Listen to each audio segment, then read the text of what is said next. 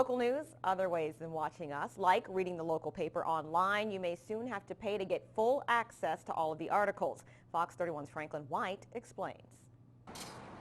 It takes only 50 cents to buy a tangible copy of your local paper, but for those of you who get your news online, there's going to be a fee for that. I think it should stay free. Lisa Scott is one of many folks in Southwest Georgia who relies on the web to know what's happening in her neck of the woods. I think that's part of a perk that we should have for having the internet, to be able to look at that stuff.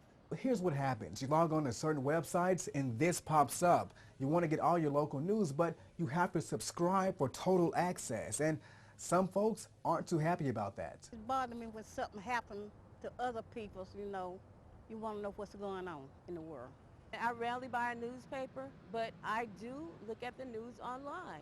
To get your local news, you have two options. The first, total access, which includes digital and the printed paper. The second is online access only, a fee that has some wondering why they're paying so much for the web and not for the actual paper.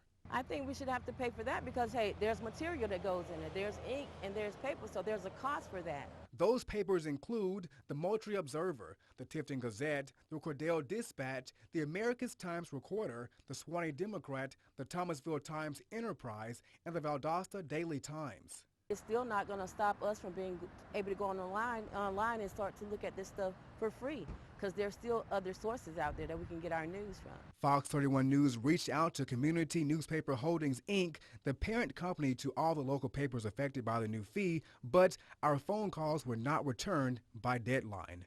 Franklin White, Fox 31 News.